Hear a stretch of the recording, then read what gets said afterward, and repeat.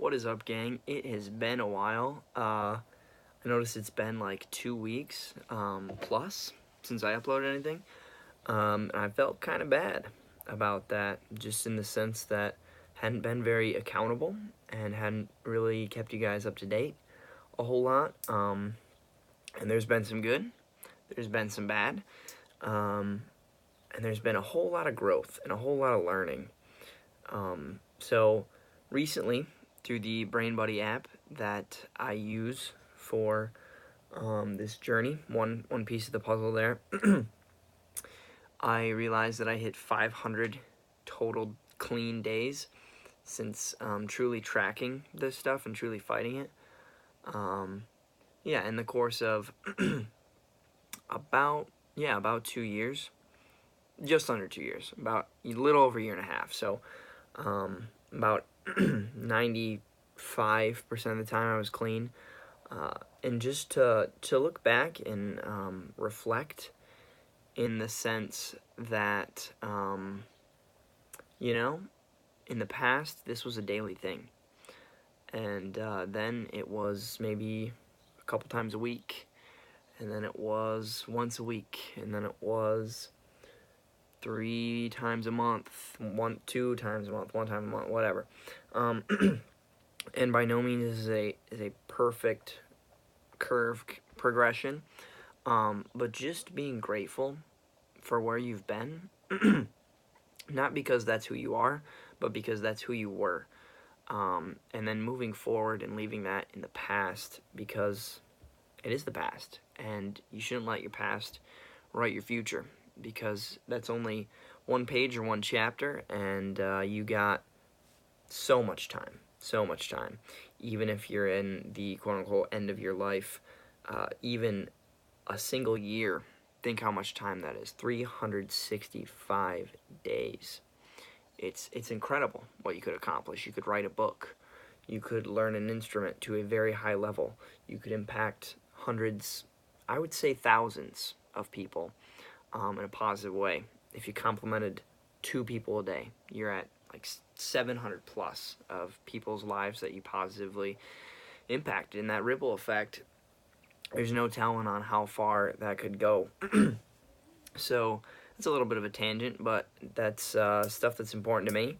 And my philosophy recently has been stop worrying about and stop focusing on not looking at the bad and not putting the bad in my mind, and start focusing on completely putting as much good as possible in here. Because we've talked about this before, what you think about will inadvertently take place. If you're constantly thinking about, like, I don't want to do this, I can't do this, I don't want to do this, I hate this, whatever, you're still thinking about it. Even though you're thinking about how much you hate it, you're still thinking about the topic in general.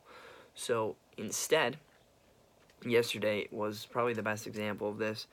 I spent a good probably 4 hours in total doing a couple different things. I read my Bible a lot. If you're Christian, would highly recommend. If not, would highly recommend. But hey, to each their own. Read my Bible a lot. Did a devotional. Listened to a ton of uplifting audios. Listened to some snippets from some uploading sermons. And then I also listened to a ton of uplifting music. And I just jam-packed 4 hours of positive mindset up here. And if you think keeping your body is healthy, how healthy are you keeping your mind? Think about that. So neck and below, if people care about like what they look like and if they're in good shape and their muscles and physique and stuff like that. And yes, I do too. I work out. I eat healthy. I do my best with that stuff. But without this thing functioning to the best of its ability, the rest of me is pretty much useless.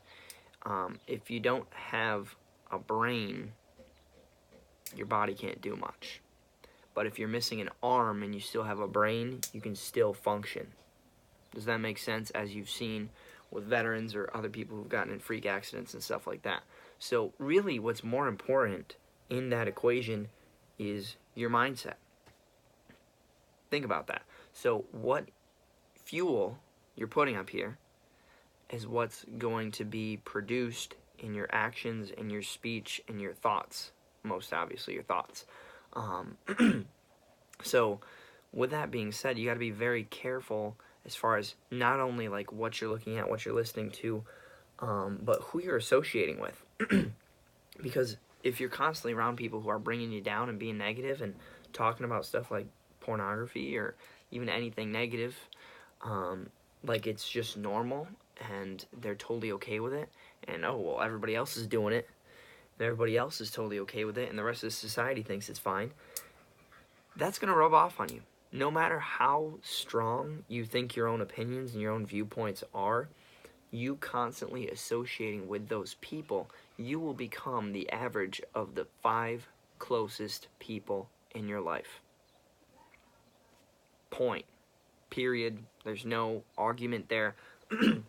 If you took your 5 closest friends or the 5 closest people that you spent time with, and you're the over the age of probably, I don't know, we'll say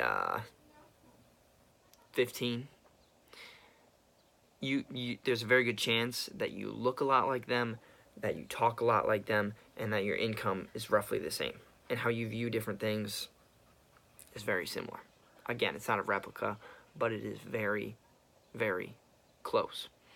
So yeah, I'm really trying to focus on stop playing defense and stop having this mindset of, dang, like I'm gonna get tempted today, and it's gonna be tough today, and today's going to be hard. And right here during this time when my whole family's gonna be gone, I'm gonna be alone at the house, and man, that's gonna suck. That's gonna be the worst, and I'm really gonna have a hard time. I better be ready, because it's gonna come. I'm just gonna be sitting in the chair by myself, and boom, temptation's just gonna slam me, and I better be ready. What am I doing there? Oh, but I got my push-ups that I'll do. I'll make a phone call. Listen, everybody has a plan. This is a quote. Everybody has a plan until they get punched in the face. If you get punched in the face, and in this addiction, it's by a spiritual enemy, or it's by a ambiguous, intangible temptation that just floods your brain so it feels like you almost don't even have a choice. If you get your block knocked off, it's not like, oh, your genius, flawless plan of, oh, I read this Bible verse with all my willpower, and then I do 10 push-ups and take some deep breaths and we're good to go. Are you kidding me? You have to be playing the offense all the time. You constantly need to be building a fortress around your mind, around your person, and playing the offense against this.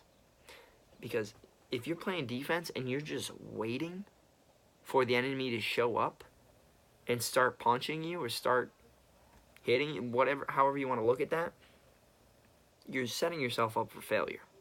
You're setting yourself up for failure. Why would you wait around?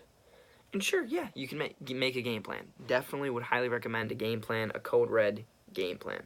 But if you are not playing the offensive with what you're reading, what you're listening to, phone calls you're making, again, and it's not even about all the things you're doing, but it's everything. It's your life. Does that make sense? You should constantly be thinking, is this getting me closer to the life I want to live?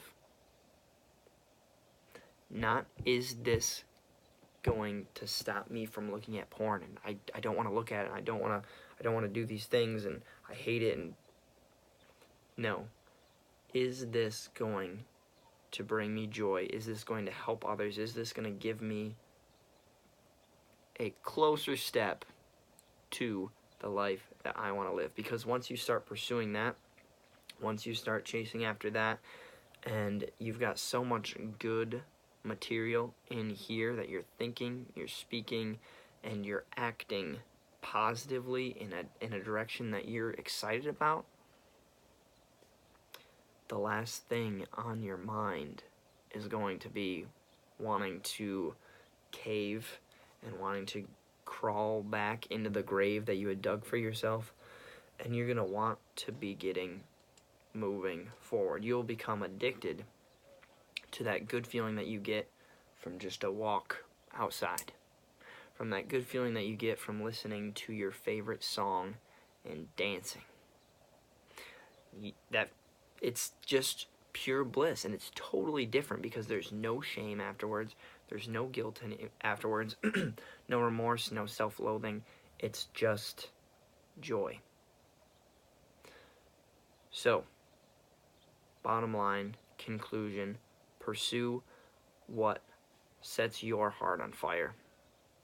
Pursue what brings joy to yourself, and focus on how much good and how much of the offensive can I play, rather than simply waiting for the enemy to come to me. Because once you get punched in the face, the game plan gets thrown out the window. So with that, guys, it is Mental Freedom Day 7. Again, the reason that I did not start on the number is because typically what happens is I will start, here's my number, here's where I'm at, here's how you guys should judge me based on, oh, he's only this far, or he's this far, so I should really take his word for it. The reason I didn't start with the number is because I would always start a video with the number, and then I would follow up for like a minute and a half of, here's why, here's the excuses, here's what's going well, here's what, and I'd get super analytical with all the tiny little details and exactly why I made it this far, didn't make it this far, screwed up, or whatever. And we're really not focusing on that anymore. And it's important, and it's good to know, but it is almost the last thing on my mind.